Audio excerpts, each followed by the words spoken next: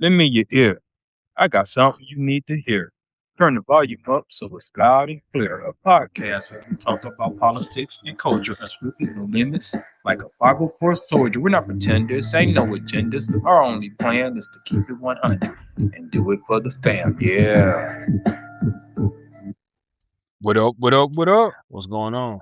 I'm 6 Mil, keeping it trill. It's your boy KG. Welcome to episode 39 of For the Fam podcast. So I had a few choices.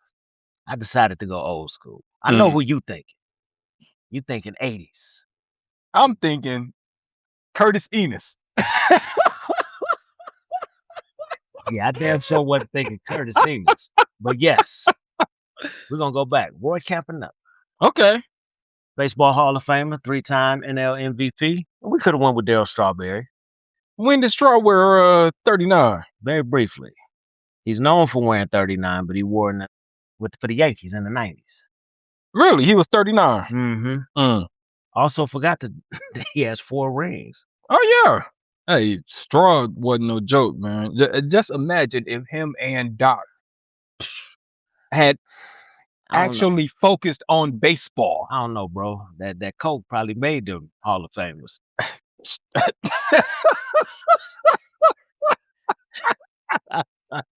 I don't even know what to say to that. Cause boy, them dudes. Look, I can remember not even being a Mets fan in the 80s, but just glued in 84. Was it 84? Bro, both of those dudes combined were just unbelievable, bro. And they were young. Doc Gooden was couldn't touch him. Lights out. Couldn't touch him. And Daryl could just hit for no reason. Just and looked like he didn't even give a damn. He just be standing up at the plate so nonchalant. Like you said, probably high. Just standing up there so nonchalant. Bing! Home run. Anyway, what we gonna get into today, bro? So today we want to talk about the history of the taxes, like tax code and federal income tax, state income tax, et cetera. So let me state out the gate. We are not tax attorneys. Nope. We are not accountants. Mm-mm. So take everything we say with a grain of salt. Now, we do research these topics, but again, do not take this like we're telling you to avoid paying taxes or anything like that, because that is absolutely not what we want to convey during this episode. Go ahead, my brother, kick us off. So if we go back, we can go back to federal income tax. So the first federal income tax, which was meant to be temporary. Well, first off, let me go back. Before it became permanent, the federal government funded itself through tariffs, which are import taxes, and excise taxes on whiskey, tobacco, things of that nature. The first federal income tax in 1861 was to raise funds for the Civil War. It was a flat 3% tax on incomes over $800. I laughed when I saw that because I think about that. 800, yeah. 800, you was balling. Yeah. So 3%. And it was a temporary wartime measure and repealed in 1872. Nice. So that's how it started. Right. Permanent was 1913. So tariffs became highly unpopular. Go fucking figure. Right. So tariffs became highly unpopular because rich people were getting rich and people like you and I were footing the bill for all of these tariffs. My, have things changed. Man. What's the saying? The more things change, the more they stay the same. And of course, the 16th Amendment is what did it in 1913, giving Congress constitutional authority to levy a direct income tax, which tells me we change amendments all the time, right? We'll get into that. So basically, it began as a class tax.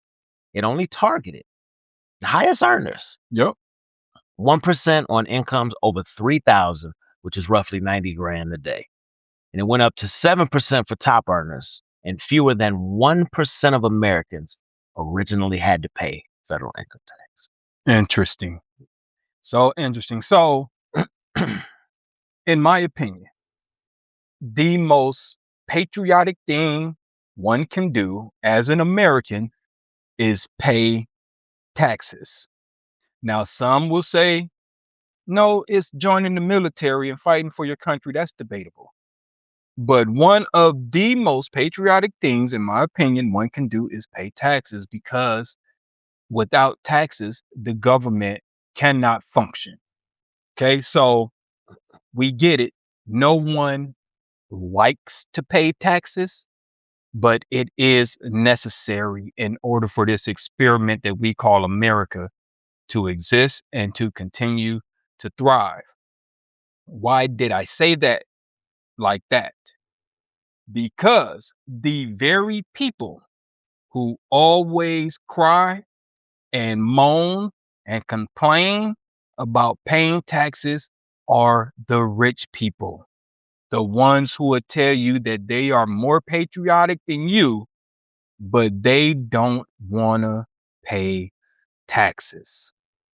So I'm sure a lot of you have heard that the middle class pays more taxes than the top 1% and the ultra wealthy. Statistically, categorically, gore, whatever, gorically, whatever, who cares? It's not true if you just go by the percentages, right? Can I add something to what you're about to say? Yeah, go ahead. Because it goes right along with it. So here's a myth and a reality. Back in the 50s, the myth was the rich paid 91% of their income in taxes, Mhm. which clearly we know is BS. Right, Nobody's going to survive off 9%. right, Proving we used to tax the wealthy much more. correct. However, that was on paper because these write-offs and That part, these tax breaks that part, have been going on that part. forever. So even if the 91% was true, which clearly it's not, they would have brought it all the way down to where, what did it say? Realistically, they paid around 42% in taxes. So Realistic. yeah, so as of today, the current breakdown, the structure, if you make over $638,000 income, then you pay 37%. No matter how much your income is, anything above that 638,000 threshold, you pay 37%. And I think the middle class is something like 27%. And then the low income is a lot less, naturally. No one's arguing about that. But like you were saying about the loopholes and the tax breaks and the tax cuts, and when you factor in all of that kind of stuff, that's where the ultra wealthy and the super rich do not pay their fair share of taxes. Because keep in mind, you are taxed on your income per year. Mhm. See, it's not how much they're worth total, it's how much they make for that year. So when you get into capital gains and all of that type of stuff, they're taxed at a much lower rate. And what do I mean by capital gains? Like their investments, their stock trades, things of that nature is where they are taxed at a much lower percent. Go ahead, my brother. So what I was going to add to that too. So it's taxable income. So if I make 600 grand, let's say I make $1 million and I run a business. Say I have 58 employees and I bought 58 brand new MacBooks There you go. at $1,000. Yes, sir. Now that reduces your taxable income. It's all a write-off. So it brings it down. So that million is now worth, and of course I know these numbers aren't right, but I'm just going to round it down to $800,000. Mhm.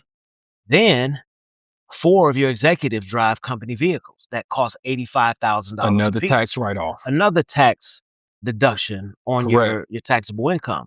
So that $1 million that you were supposed to be taxed on, by the end of the day, when you add up gas, food, business trips, et cetera, now you're down to 2 million. Well, I know it's not this low. 2.5 million, Sure. $3 million. Sure. And again, I'm just throwing numbers out there where you were going to pay 2 million in taxes. Now you're paying like 100,000. But you're absolutely correct. And that is one of the ways that corporations and businesses get out of paying their fair share of taxes, because when you consider their overhead costs Mhm. and all of that factored into their profits And remember, they're people now, according to the Supreme Court. and their people, and like I was just stating, it's only for the year. It's only for a 12-month period. So a lot of companies, and I don't know this for a fact, but during COVID, a lot of companies were getting away with not paying any taxes because they were basically claiming that they were not making any profits.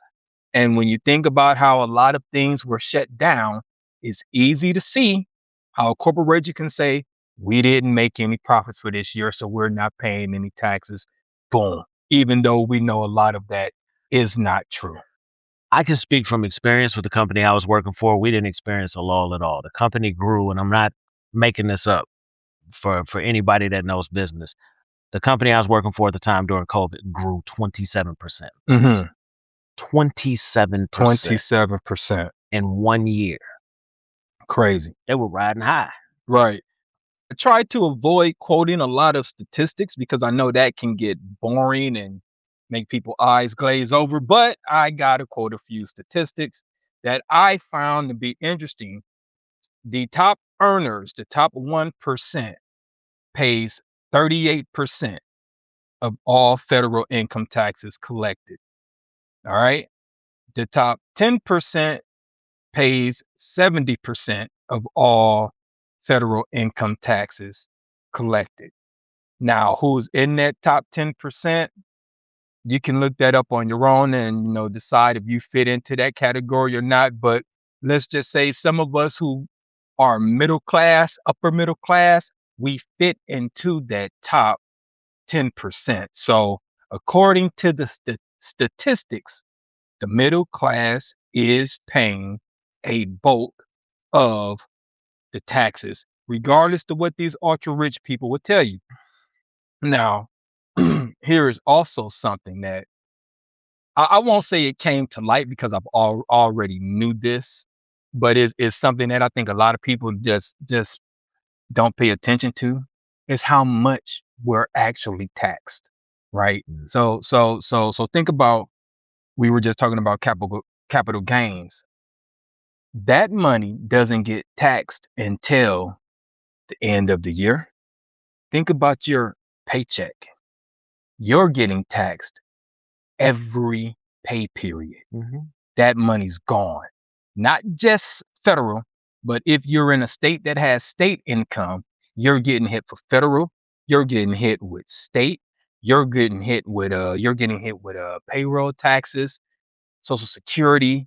I mean, we're getting nailed right out of the gate. Where if you're a millionaire and you're only reporting income based on capital gains, stocks, investments, etc., you don't have to pay that until the end of the year, when we're getting taxed every single time we get a paycheck. We're getting taxed right out the gate. Every dollar earned is a dollar tax. That's another way that the middle class is actually paying the brunt. And also think about this. Think about all of those taxes coming right out of your check. And then think about every time you go to buy something, you're getting taxed again. Double taxation. It's nuts, bro, how much we are actually getting taxed out of the same bucket, the one income, and yet you have all of these different taxes coming out of this one income, and you're wondering why people can't move up. So I just made something up in my head. Double taxation with limited representation. With limited representation. I like it. So going back really quick to the taxable income discussion, I got some numbers. So if you're in a 24% tax bracket, and I'm just gonna use the $1,000 laptop Mhm. for work. Deducting it saves you $240 in taxes. You still spent Mhm. $740 or $760 of your own money. Wouldn't you rather have that $240 in your pocket to invest? Because at the end of the year, if you're giving me back, and I'm just throwing a number out there, the $240, you give it to me in a refund. If I would have invested that money in January, there's a good chance that 240 would be worth triple that by the end of December. So, as what you just said, you wonder why we're not. Yeah, there is no growing. upward mobility. I could have invested that money. And if I run a business and bought those 58 laptops, you do the math, 240 times 58. Sure. I could have invested that money. Now, most of these greedy bastards don't give back. But if I'm running a small business with 58 people and I want to give back, I could take the money I invested and disperse that to my people. But that's also another loophole Yeah. that they use are donations, Mhm. sponsorships, things of that nature, to where it's just a tax write-off. Hey, I donated $100,000 to the, what's the one with the hands? Oh, United Way. United Way. United Way. Yeah, Thank yeah, you. yeah. Yeah, I donated a $100,000 to United Way. I donated $100,000 to XYZ Foundation, blah, blah, blah. St. Jude, whatever the case may be. And I'm not naming them to say that they're doing something Right, shady. right. I'm just using them as an example to say that's also another way that they get that money right back as a write-off, a tax write-off. So this company, I Mhm. won't say, Mhm. when I worked there, it came right out of our paycheck. Like you had an option when you started working and you filled out your stuff on a computer, which I did. I did it, Sure. even back when I was a teenager. I donated to another company that wore khakis. Sure. That's a write-off. Yeah, absolutely. So my employees, my millions of employees in this company around the world donated $300-400 million to your organization. So we're gonna reduce our taxable income For sure. on that. It's crazy, but it also goes back to what you were saying. This is how the system is designed.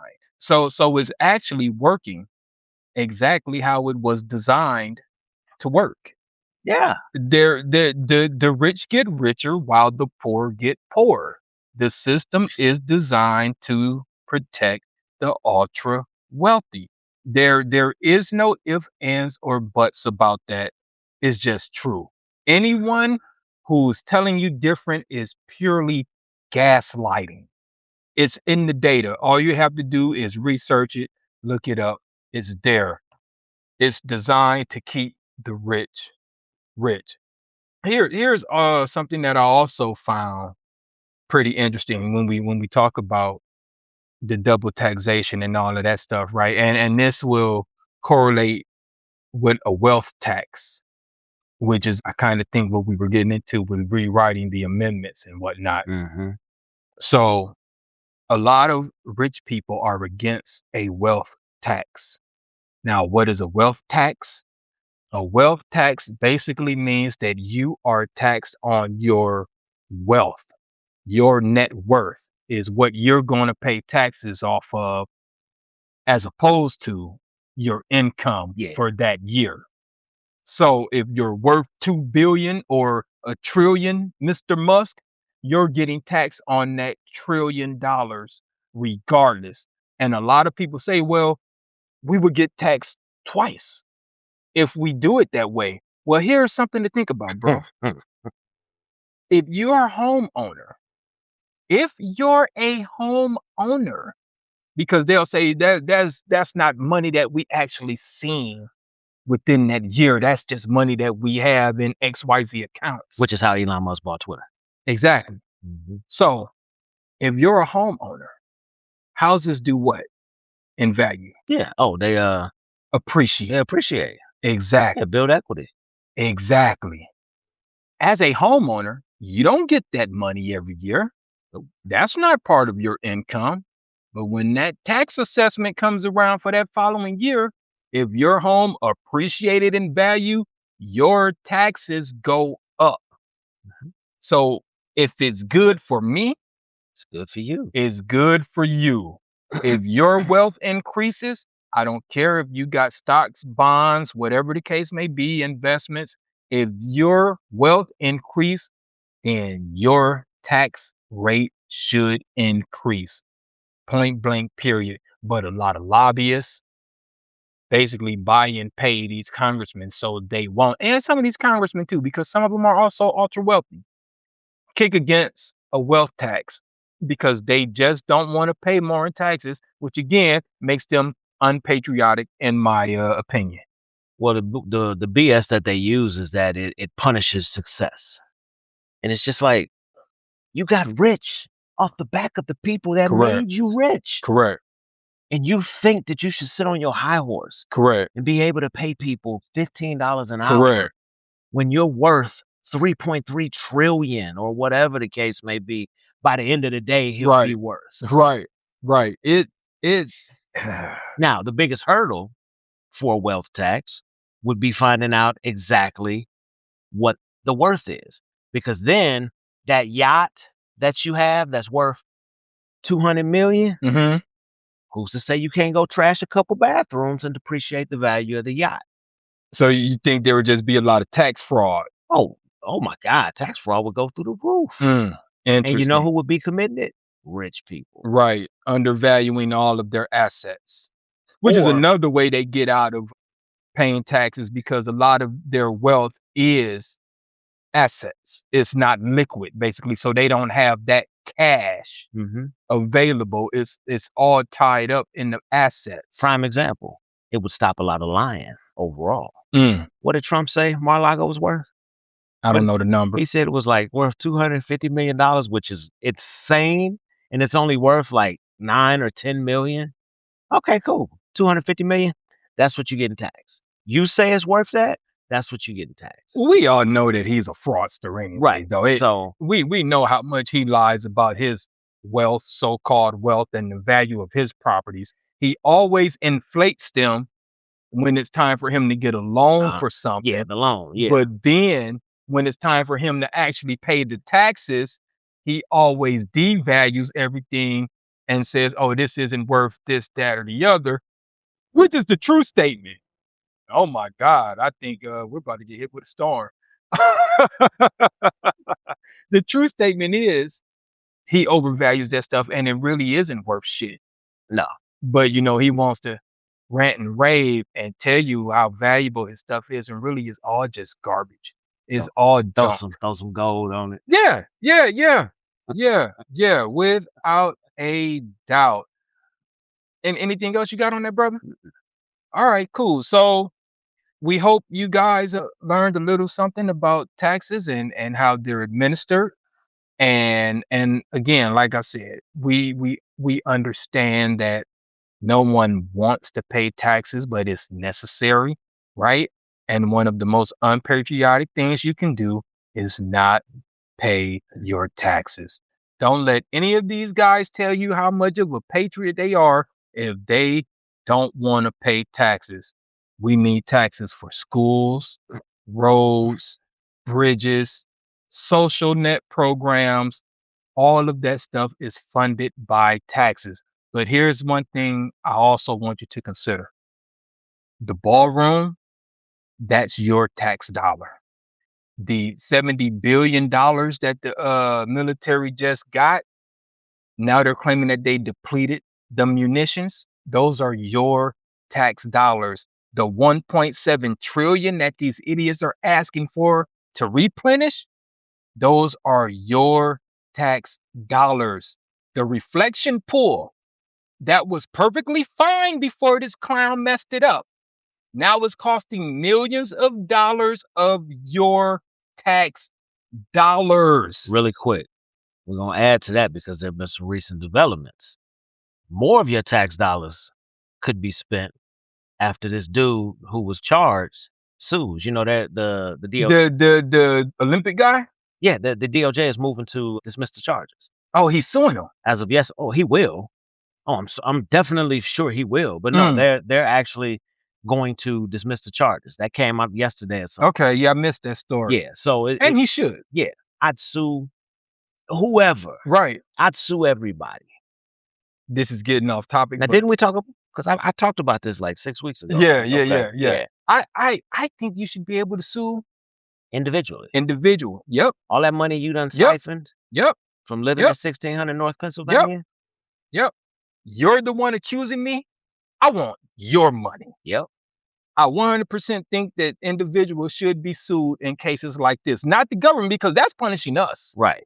Because here's the thing too. In other entities, in the industry I work in, people can be sued for fair housing violations. I could be held accountable personally, as well as whatever real estate agency or group. So if I violate fair housing laws and I'm representing the company I work for, my company can be sued and I can be sued. Interesting. Interesting. All right, y'all. We're going to leave that right there for now, and we're going to roll right into our current events. As you guys are aware, we took a little break. What, two weeks, bro? That we Yeah, didn't record, 2 or something 3 like weeks. that. Yeah. So life moves fast. The news moves even faster. There are a lot of current events that we probably need to catch up on. So much so that I was actually contemplating just making this like a current event episode, bro. And just like talk about current events for the whole hour. It took me 3 days to figure out what I wanted to talk about. Mm-hmm. It's been a lot. 3 days. Mm-hmm. In 2 weeks, bro. That's amazing. In 2 weeks. One, you feel like some of these stories aren't even relevant anymore. And Some two, of them seem fake. yeah. And it's just like, wow, like this isn't normal that there's so much just BS happening every single day. Anyway, you want to go into your current event, bro? Yeah. So the story I want to just mention. Now keep in mind, I'm gonna be all over the place. Oh, so am I. I want to mention a movie Okay. I thoroughly enjoy. I've seen it about 10 times now. Minority Report. Great movie. Now I brought this up maybe a month ago too. I went back and watched the movie 2 days ago just to see how ridiculous a world with precogs and what they call on Game of Thrones dreamers Right. would be. Right. Then I saw an article. Y'all bear with me. Let me pull up Safari here from Yahoo News. And the headline is FBI wants to use AI to predict who will commit a crime. Oh my goodness. The story was updated yesterday at 7:01 a.m. Eastern Standard Time. So, in a nutshell, obviously we don't have precogs unless that's where they put Lindsey Graham and Mitch McConnell. But it goes through the Threat Screening Center, which are the same people who are responsible for the terrorist watches. Yep. So they want to use algorithms to use your precise location, tracking, and automatic license plate data reader. Now, I'm about to jump way off, except for the license plate reader. I saw a video a couple of months ago. A sheriff showed up to this lady's door, white lady, in a well-to-do neighborhood in Virginia. She was kind. Hey, how are you? How can I help you? Ring doorbell camera. They came to serve her a warrant for shoplifting. No, I'm sorry, not shoplifting. Taking packages off people's porches. A porch pirate. So she's like, what? Like, what the hell are you talking about? Did you see the car I drive? I drive $100,000 car. Everything in there is recorded. So everywhere I go, everything I do, I could pull it up. I could show you. I'm talking back and forth, 20, 25 minutes. Husband comes out. They're accusing this lady. The only time the packages were stolen is when she drove through the neighborhood. So they're asking her why. And she's like, to go to work. What are you talking about? I go that way now. This has all since been ironed out. So basically, they're accusing her of stealing her neighbor's packages. No. In a whole nother damn town. Oh, wow. So we live in Indy. Now, my job takes me to every small town up north of Indianapolis. This would be like me living here at this location, and I'm being accused of stealing packages in Carmel. Okay. Or Fishers. Okay. So this lady is like dumbfounded. This cop is at her door telling her, basically, no, you are a thief. You stole these packages. Here is your court summons. Shut the hell up. Take it and go on about you so I can go on about my business. Mhm. That is what a world where predicting crime looks like. Now, I can hear people saying, well, they got on a license plate reader. It doesn't matter that she went down those streets. Right. You are guessing Right. that the only times that this happened was when this lady was coming through town. Lo and behold, bro, it was somebody driving a white van. They have the person on camera from the Ring doorbell cams in that community. This is what it would look like with Cash App running the fucking FBI. Mm. Like, what? No, what is exactly right? Because Now that's local. Imagine how much worse it would be if national. the federal government was Yeah. involved with it. Yeah. Yeah. The and this is the point that they were trying to make in the movie. You can't arrest somebody based on intentions. You have to commit the action in order for it to be real. You can't predict that someone is going to do something because people change their minds. Even with all of the predictability in Absolutely. your behavior patterns, et Absolutely. cetera, et cetera. You may pull up to somebody's house with your strap, cock it, and then go, man, let me take my ass home. So what, you gonna arrest me? Oh, you were going to kill him? Yeah, but I changed my mind. I didn't kill him. I That went person's home. still sitting there. I Yeah. went home. Yeah. That's why the whole thing makes no sense. So, and don't quote, whoever's listening, you may say I'm wrong on this, but I know that there are some jobs, such as police officers, maybe working for Brinks or working for a bank, where if you're upside down in finances, or you file bankruptcy a bunch of times, or you're struggling financially, they won't put you around a bunch of money. Correct. The temptation. Right. Did I steal from you yet? Correct. I'm coming to you because you have an option for a bank manager that pays $120,000 a year. That $120,000 a year might change my life, get me Correct. completely out of Correct. debt. But you're not going to hire me because, well, this dude filed bankruptcy twice and he's $16,000 in credit card debt. That's what predictive crime looks like. I get it as far as like FBI and CIA and all of those type of professions, because it would be too easy for you to get bribed by someone. So I get the financial records being part of the hiring process in those professions. But you're right. Just to You're work predicting that I might steal yeah, from you. yeah, It's, to me, I know it's two different things, but to me, it's like we already do it. And I think it's wrong with that as well. I understand you protecting your money, but the reason I bring it up is this. We want to do Minority Report type shit.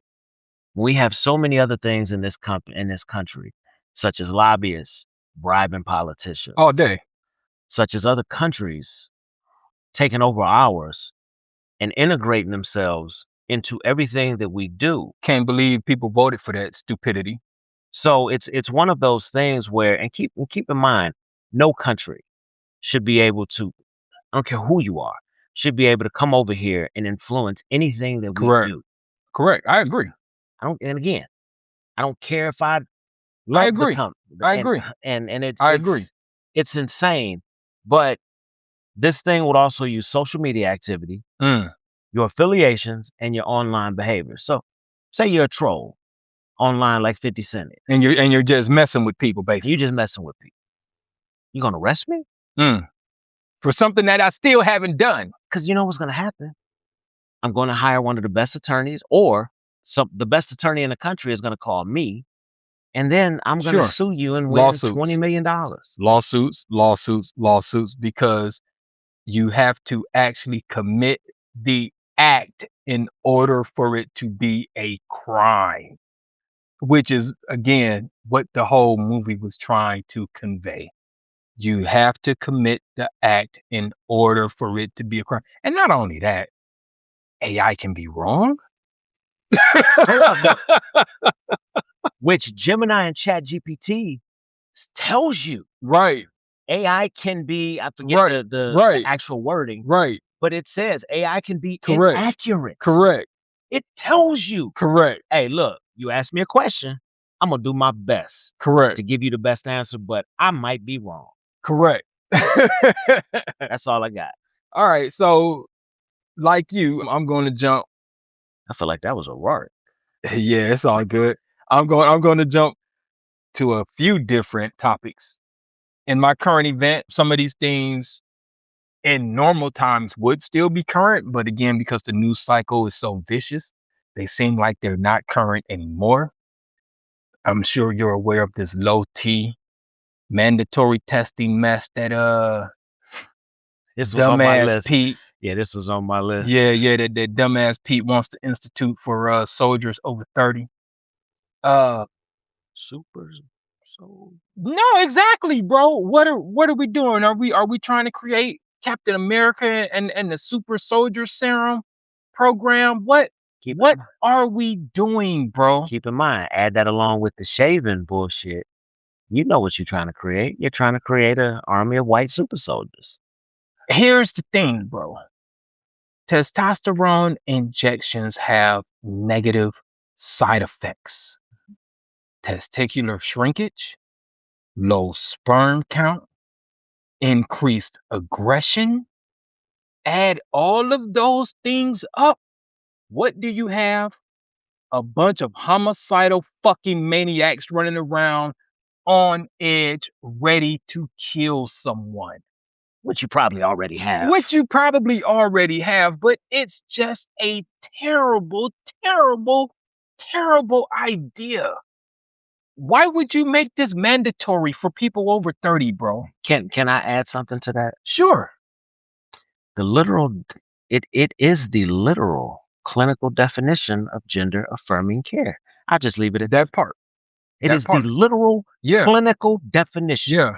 of gender affirming care that you are against. This is exactly why you do not put people in positions that they have not earned and they are not qualified to do.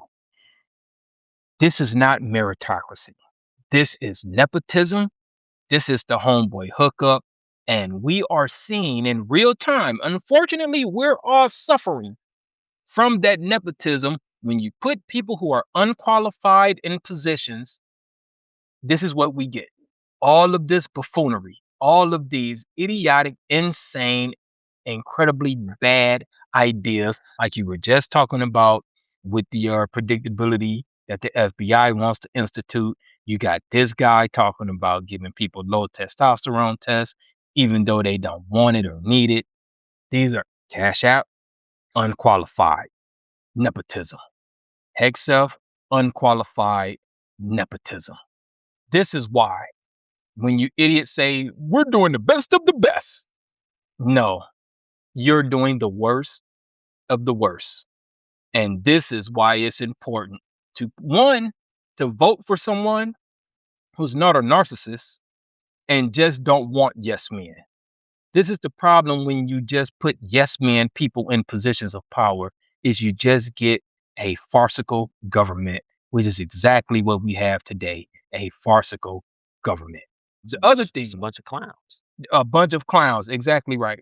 The other thing I want to talk about is something that's very current. Minnesota experienced a cyber attack.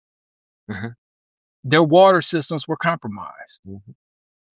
Do you know what this dude said? The Minnesota governor was the one who committed the attack against his own people. Mm-hmm. Cause, Lord forgive me, now, go drink some bleach, man. Please go drink some bleach and just die. So the Minnesota governor was an idiot before that, remember? Yeah. He's stupid. He doesn't know how to do anything. Yeah. So now he's a computer hacker. Yeah. Yeah. Yeah. Everyone's saying, bro, Iran's probably responsible for this. Oh, yeah. Absolutely. No, they're not. No, they're not. The governor of Minnesota is the one that's responsible. No evidence, no data. How can you be America first? Because last time I checked, Minnesota is part of America. How can you be America first and then blame an American governor, You should be just pissed in general that somebody had the audacity, whoever it is, you don't tax any part of America. whether But I like you or no, not. no, no, Iran didn't do it. The government did. Knock it off. I'm serious. Mother Nature, do us all a favor. Do us all a favor. I know I'll probably get in trouble for saying that, but man, do us do your job. Mother Nature, do your job. Okay, please do your job. The other thing I want to talk about is election interference, because you had that speech about election interference, which produced no new data. Never does. I want you guys to really think about something. It doesn't matter if you're D or R or independent, whether you're MAGA, doesn't matter. Think about this. Before Trump entered the political atmosphere, have you ever heard anyone talk about election interference? Have you heard any other president or president nominee talk about election interference? This has never been an issue until Trump stepped on the scene. Do you really think there is election interference, or you think this is all something that he made up because he cannot accept the fact that he is unpopular? Well, hell, that committee now, he dismantled that committee that helped avoid any type of fraud. There is no election fraud. There never has been any election fraud. The Heritage Foundation did a study. They found no fraud. It was less than 1%. And every state does it. I love the whole, well, they should be made to submit ID. I live in Indiana, a You already do. conservative state. I cannot walk into any place. Correct. And it doesn't matter who's sitting there. A Correct. black man, a white man. Correct. They're going to look at me and go, where's your ID? Correct. Correct. And that's why the SAVE Act is just foolish, because you already have to provide an ID to vote. It's bad enough that they said college IDs were not acceptable. Oh, yeah. And it's just like, seriously, y'all, this isn't a partisan thing. This is a Trump thing. All of his stooges and cronies can't tell the man the truth, which is what I was just talking about with the nepotism. There is no election fraud. Dude, if you lose, I remember against Hillary. And he's like, the only way I lose is if they cheat. You're the one who's ruining the confidence in our electoral process. Right. It's all you. I didn't think or worry about that shit before. No one thought about election interference. No one thought that our elections were unfair until Trump came into power. This is a Trump issue. This isn't a national issue. Let's just stop. Let's just nip it in the bud, because it is bad enough. Like I said, they're trying to make it harder for people to vote. But if you get to a point where no one has confidence in the electoral process, They just don't show up. no one's going to show up. But you know who? But you know what? Which benefits Republicans, by the way. But does it though? Well, because they're the ones that's going. If Trump, if he convinces people, it's not us he's convincing. Correct. We're still gonna show up. Correct. Most Democrats will still show up, but they're like, well, why vote? Because my vote is just gonna be turned to Biden or Kamala or whoever. So it overwhelmingly, I personally, I don't know any statistic. I think it affects his own base.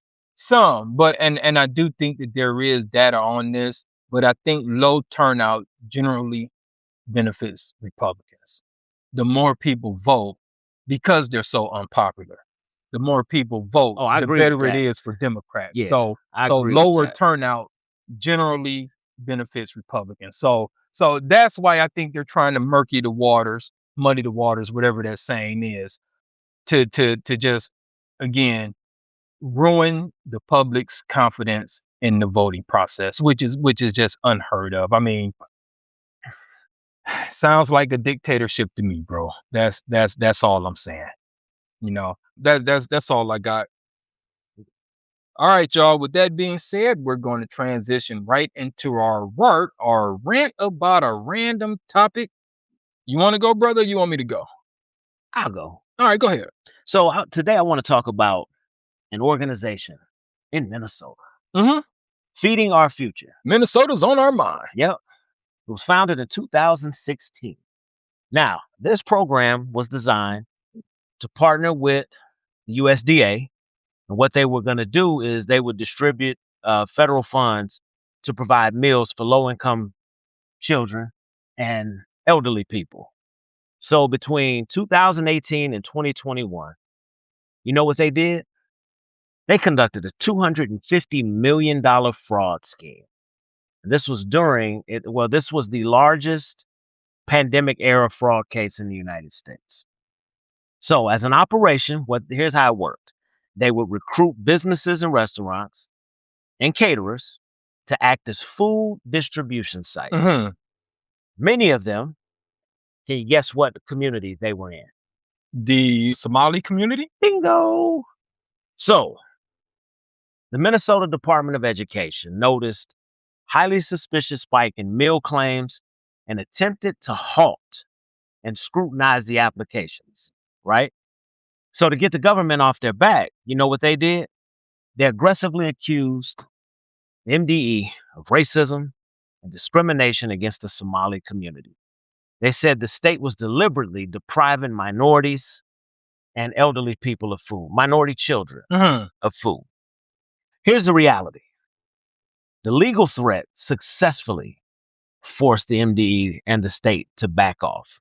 So this organization used the tight-knit Somali community, speaking of Daryl Strawberry, it is on TV, as a shield to hide their theft. So here's the craziness about all of that. What do you think the name of the person is that founded Feeding Our Future? It's the white woman that was responsible for all of this stuff, right? This woman's name is Amy Bach. Mm-hmm. What was the dude's name that went to Minnesota and caused all this bullshit? I can't think his That name, but I streamer? know exactly who you're talking about. This coincides Yes. with that. This lady was sentenced to 500 months in federal prison. Many people listening to me say this know what I'm talking about, but have no idea that there has been a conclusion Right. to this bullshit. Correct. This white woman went into a black community under the cloak of darkness, Mm-hmm. basically made that community think that she was there to benefit them, Mm-hmm.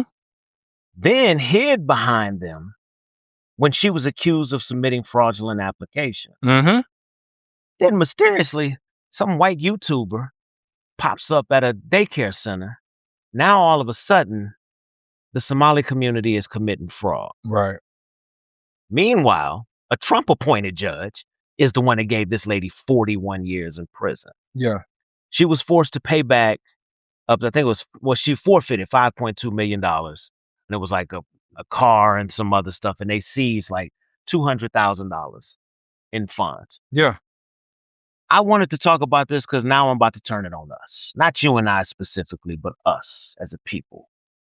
We out here flashing money on social media. And look, I know I don't like to do this. Talk about our I don't like to do this. We flashing, we doing this, we doing that. We criticizing everything. Like we showed up hard for Nolan Wells. Mm-hmm. And rightfully fucking so. Half of America, if not more, still thinks that Somalis committed all of this fraud. Correct. With no evidence. With no evidence. Correct. We're not making videos about this. There's no 5-minute video explaining and breaking this down. Correct. Why is that? Why do we pick and choose instead of just being there and showing up consistently? This should be something screamed from the rooftops. This lady lied on an entire community of immigrants. This lady could potentially, hell, we saw it. We saw the ICE in Minnesota. Mm-hmm. Under false pretense. Under false pretenses. Correct. Because shit like this. No, that's exactly why they were there. This investigation, so-called investigation, right, is what prompted them to send ICE to Minnesota, which got Alex Preddy and Renee Good killed. It all stems from this and that idiot who made the YouTube video. And it just amazes me that it ends up being a white woman that committed all of this fraud. Yeah. Yeah. Yeah. There's so much I'm leaving out, but this like pisses me off that no one is talking about this. Two things I want to add to that. One, because you got the idiot with the megaphone and the bully pulpit screaming about it. And then all of his cronies, all of the feckless Republicans just fall in line and start repeating it, Showed up knowing in that the shit is a droves. lie. Knowing that it's a lie, but they all just keep repeating the lie, knowing that there's no proof, there's no evidence, but also the mainstream media. What happened to the mainstream media that would go, this is a lie? And guess what she used a lot of the money for? To travel internationally. Yeah, personal trips. Yeah. I love this country so much. It's gonna give me $250 million, and I'm gonna go spend it in other countries with. Yeah. Yeah, bro. And none of us are talking about it. And there's enough of us with millions of followers, celebrities, people who are not necessarily known to everybody, but we want to talk about dumb shit. Facts. So true, bro. So true. There's a couple of us that are out there talking about it. But for the most part, we on here talking about the latest episode of Power, the Right. season finale. Right. That was gonna be one of my bars too. I was gonna like dog the shit out of that. Honestly, bro, we on the same page as that because I was thinking this week, and I almost called you and say we need to do an episode on this. Is the intellectual curiosity is just gone. We'd much rather focus on the silly things that just don't matter instead of things that are actually going to impact our lives. No, I'm with you on that. I don't know how we get over that hurdle, but I'm with you. It is a thing, bro, that is just like I don't know, bro. I don't know. But you are right. We much rather talk about the rap game and LeBron going to Philly and all of that, business. And don't get me wrong, there's a time and a place for those Absolutely. conversations. And if that is the bulk of your platform, if you are the pivot, for example, but the pivot is all over the place. Like, they talk about everything. But if you're like Gil's Arena, before it went off, you knew what Gil was going to talk about. Right. I don't tune into Gil to learn about X, Right. Y, and Z. Right. But you can't get on here, make a video one day about Biden when he was in office, Right. and then disappear. Right. Similar to Cornel West and Tavis Smiley back in the day. Right. Just disappear. Talk a bunch of shit and then disappear. Right. Yeah. Or I don't want to hold a conversation with you about political things if you don't actively participate. Oh, at all. Because it's like you don't know what you're talking about. Yeah, I don't vote. Yeah, all right. Yeah, exactly. Exactly. Then you don't know what you're talking about at that point. So let me tell you why. I don't care. Yeah, unless you are actively seeking information and you're asking me, hey, can you tell me about this, that, and the other? Then I'm more than happy to guide you, to give you some information. But if you're telling me this is why Biden did this and this is why I don't do that, and it's just like, you just repeating shit that you seen or heard on Instagram. I don't want to hear that. I don't got time for those type of conversations, From my work, you were done with that. Yep. Okay, cool. From my work, I'm going to talk about climate change. And I'm going to talk about the effects of climate change that have happened just this summer. For all of the climate change deniers out there, we're 50 years old, bro. Damn. I know. just think growing up. Rarely, and I do emphasize the rarely, did you hear about a tornado in the Midwest? Oklahoma was probably as close as you would get as far as a Midwest and a tornado. Yeah, when we grew up, it was Never. unheard of for the most part. A couple of weeks ago, someone that you and I knew, I showed you the pictures. Mm-hmm. Their home in Maryville, Indiana, ravaged by a tornado. Yeah. Out there in Wisconsin earlier this week, whole town ravaged. In Wisconsin, ravaged by a tornado. Lansing, Illinois, ravaged Not far from my pops. by a tornado. Chicago experiencing tornadoes. Climate change is real. Okay, you don't have to look far to recognize that climate change is real. It's not a hoax. All right. When you hear a politician talking about we need to do more for the environment and we need to change our carbon footprint, is because these things do affect us. You don't realize it until it's too late. You don't realize it until the roof is ripped off of your home. Oh shit, maybe I need to pay more attention. No, you should have been paying attention. These things are real. They're not hoaxes. They're not myths. They're not made up. I'm just saying, y'all, we need to do better. We need to take these things way more serious than we actually do because it's real. When you hear people talk about green energy, we need to start paying attention. All right. Now, are some of these things still like incredibly overpriced? Of course they are. But that's because they're not common enough. The more people start to use them, that price would go down.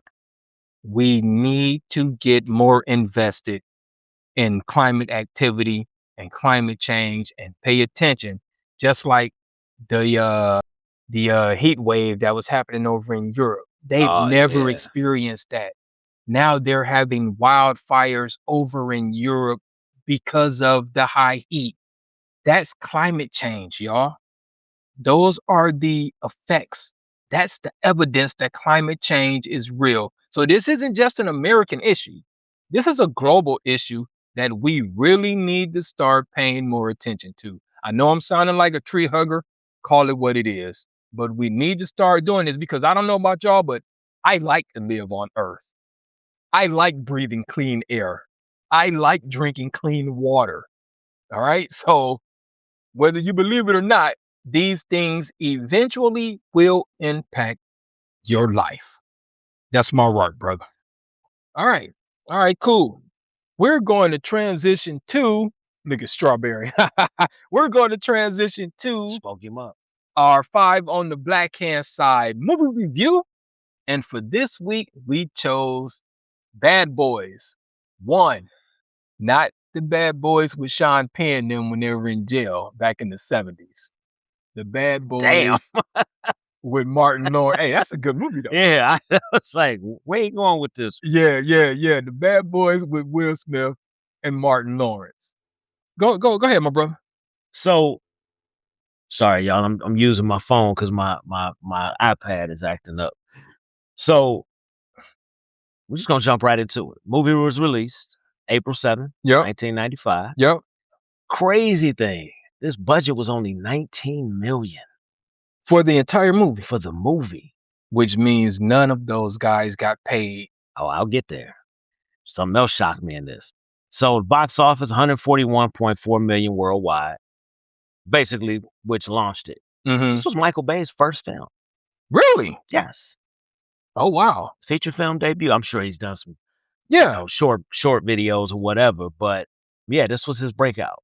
See, now I consider this as Will Smith's breakout as far as being a leading man and an A-list actor I'm gonna get to and that. an action hero. I figured this was his breakout. I didn't know that this was Michael Bay's breakout also. Yeah. Okay. So the cast: Will Smith as Mike Lowry, Mike Lowry. Martin as Marcus Bennett, Yes, sir. Taya Leone as Julie Mott. She Yep. was the witness that they had to Yep. protect. Yep. I don't want to butcher this dude's name. The Panther. the French Oh. kingpin, the villain. Yeah. Checky. Yeah. Cario. Whatever. Yeah. And Joe Panty, whatever. Pantaleone. Yeah. Captain Howard always had his issues through the whole damn series. And Teresa Randall Yeah. playing Teresa again. Right. Um, So I'm not gonna do a synopsis on this. I think pretty much all of us know the series. Mhm. Sorry, my iPad back up and rolling. So I just kind of want to jump into it. The opening scene: Martin dropping French fries In the Porsche. in the Porsche, Yeah. which, by the way, was Michael Bay's car. Was it? Yeah, Okay. it was Michael Bay's car, and he's complaining about the cup holders, et cetera, et cetera. Go ahead, man, because I got some things I Okay. want to. Well, I want to say one. We gotta mention the cameo by John Sally. That was one of the better scenes I thought in the movie. This was also the breakout role for Tia Leone. Hmm. This put her on the map, at least in my opinion. I don't know what she did before Bad Boys, but this was the first movie that I recognized her in. I And think she did some TV. yeah, Yeah. like after that, it's like her career also took off. Yeah, I was just thinking, watching this, that yeah, this was that movie that catapulted Will Smith into that A-list action hero star. Didn't have the same effect for Martin, We'll see. and Martin was sort of the comic relief anyway. I mean, and don't get me wrong, that doesn't mean like Martin didn't go on to have a successful career after this, but he didn't blow up the way that Will Smith blew up after this role. So I know normally I wait to the end to do the little gems. Mhm. Martin was the star of this movie. Martin got paid $6 million to do this movie. He Will got got two, oh, wow. because Martin had already been on air for 2 or Right, 3 years. right, So right. Martin was the draw. Okay. Will was coming in as the new kid. I mean, everybody knew who he was, but Right, it's like the kid that does Fresh Prince of Bel Air. right, We'll just do right. this. But I'm about to mess you up big time. Do you know who was supposed to star in this movie originally? Both or Oh, only one of them? this movie. Dana Carvey and John Lovitz. You can't be serious. The movie was called Bulletproof Hearts. Then Eddie Murphy and Wesley Snipes and Arsenio Hall were considered for this movie. All turned it down because they said the script was the worst thing that they had ever read. Oh, This wow. was before they rewrote it and gave it to Martin and Will. This movie was made for Dana Carvey and And John John Lovitz. Lovitz. Now, back in those days, those two idiots as cops doing silly stuff, I would have watched it. But think about what the Bad Boys franchise is now. Right, And think about Dana Carvey and John Lovitz. right, John Lovitz especially right. in this movie. I can't see either one of them doing any of the action. I mean, because yes, this movie is a buddy cop sort of comedy type film, but It, it was it would have also action packed. it would have had to be like, what was it with Mark Wahlberg, the other guys. Yeah. It would have had to be a movie like that. Right, right. It couldn't have been. Because I mean, this movie actually did have some serious Oh, parts. absolutely. Like the action got kind Yeah, of yeah. gritty and We're grimy. gonna talk about Yeah, that too. yeah. Well, matter of fact, since you brought it up, let's talk about it. 1 and 2 are the only 2 movies I can watch. Okay, I can't watch 3 and 4. okay, Bad Boys for Life is one of the worst movies I've ever seen. okay.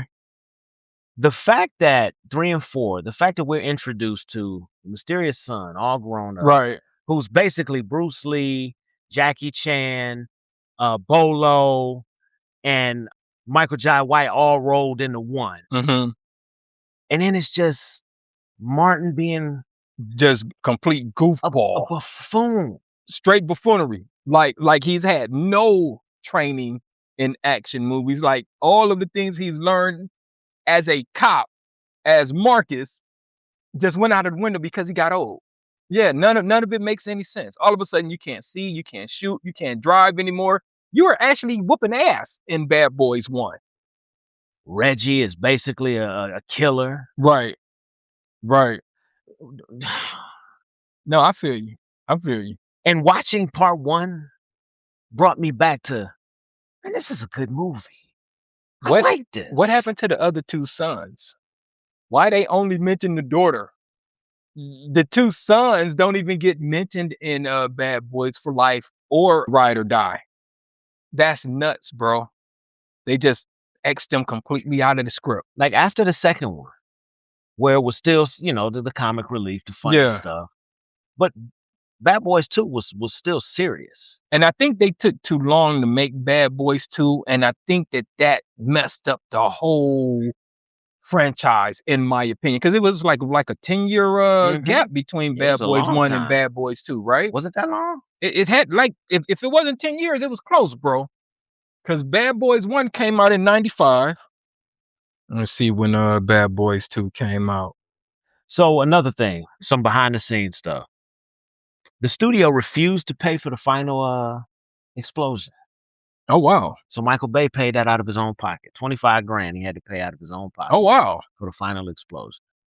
Also, there was a day of shooting. They lost a whole day of shooting while Michael Bay and Will Smith argued about the running down the street scene with his shirt open. Yeah. Michael Bay wanted him shirtless. Will Smith was like, absolutely not.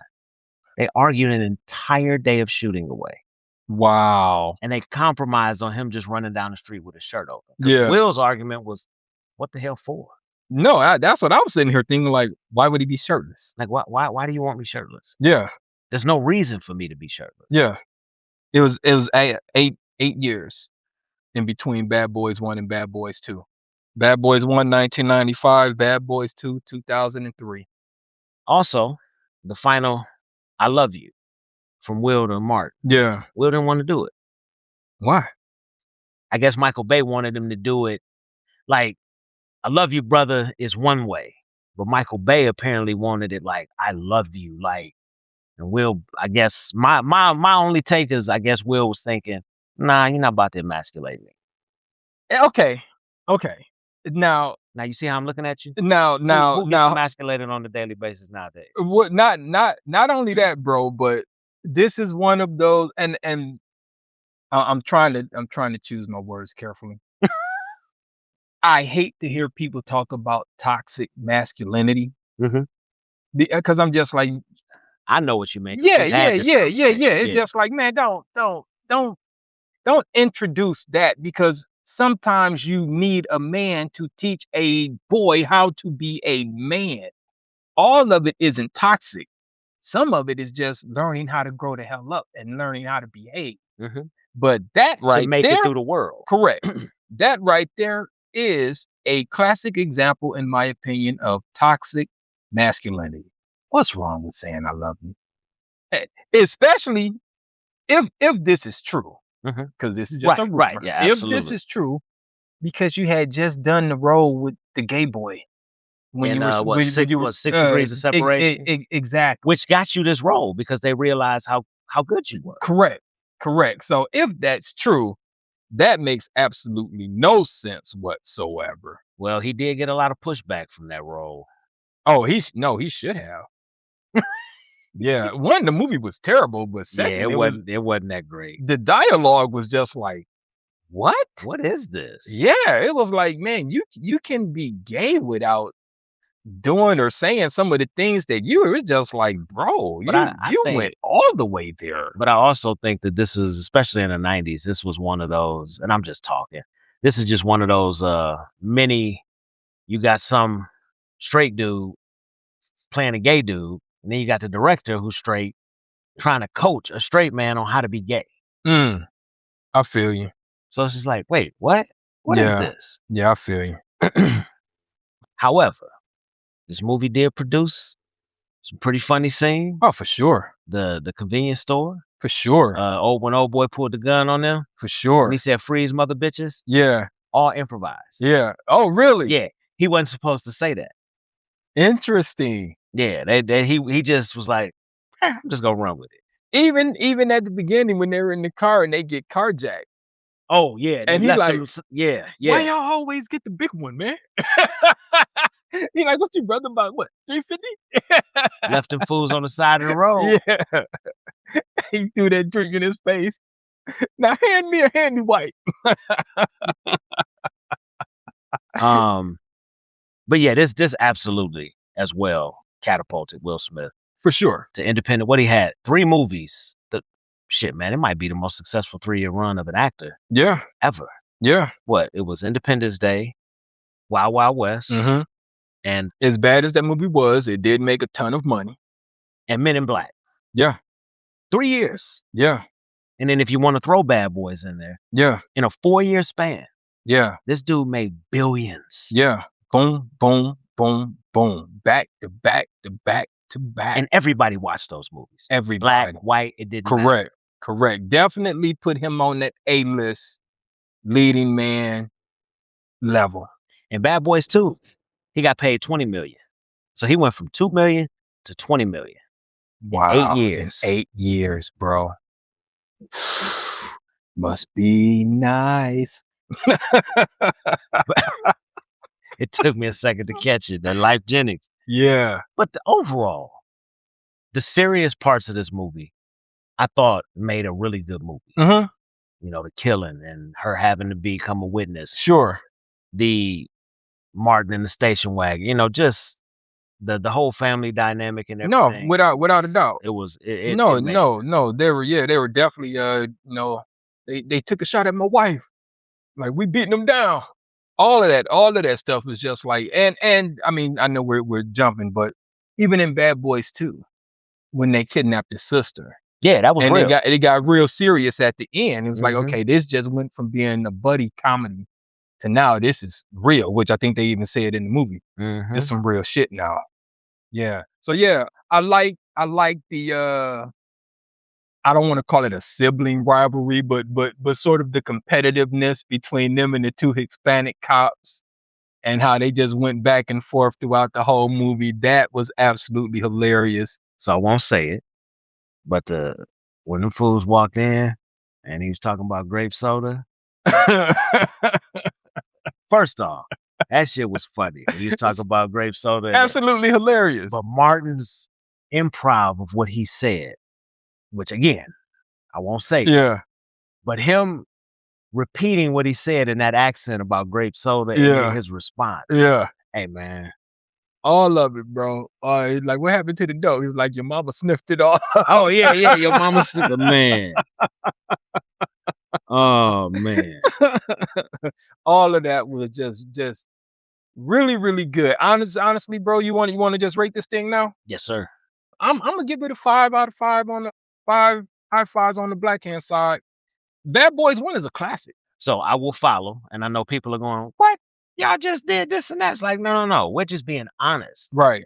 But this is a rewatchable movie Over and over. Bad Boys 1 is a classic. What did you say the gross was, total box office? 141.4 worldwide. Which is fantastic for that time. Mm-hmm.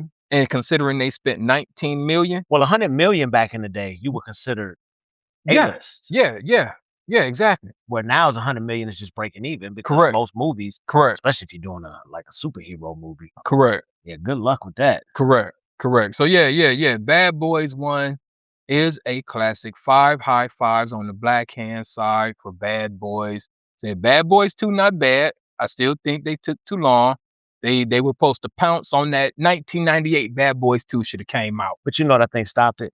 Will's success. Correct. The other movies. And Martin was still juking it with the sitcom. Uh-huh. And he had Big Mama's House and all of that kind of stuff jumping off around that time also. Which is another crossover. Correct. Everybody likes Big Mama's House. Correct. Even though there's that controversy about the dress, but I won't go into that at this time.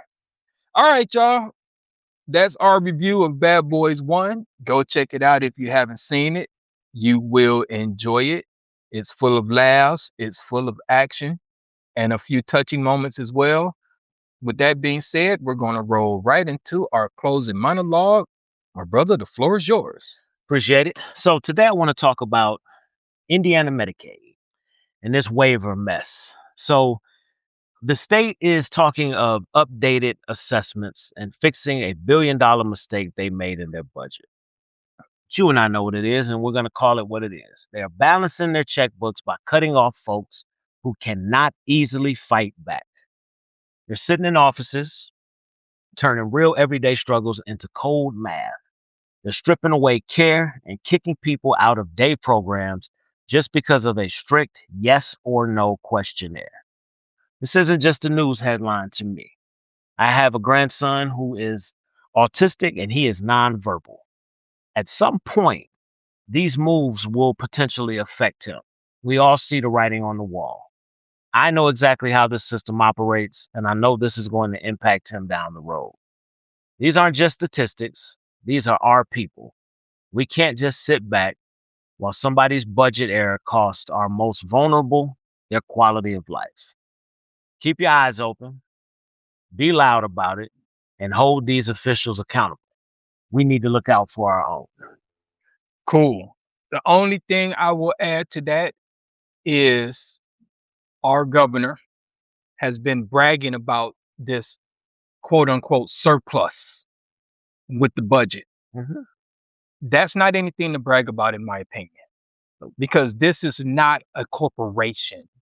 This is the taxpayers' money. Spend it. What are you holding on to the money for? I would prefer a balanced budget, but it should be zero at the end of the quarter or the end of the year. There shouldn't be a surplus. It should be zero, because that means that you have appropriated the money, not holding it for God knows what. That's a valid ass point. All right, y'all. That concludes episode 39 of For the Fam podcast. We hope you guys learned something. We hope we made you guys laugh. We just hope we kept you guys entertained for an hour, like we always say. It's homework time. If you're new here, thanks for tuning in. Hope you enjoy. Go share this with 2 friends. If you're a recurring listener, we so appreciate you. But you got the same homework assignment like you always do. Go share this with 2 friends. Help us to grow. I think we're getting better. I think my partner will agree that we're getting better. So give us a like, give us a share, subscribe, and we'll catch you guys next time. Peace.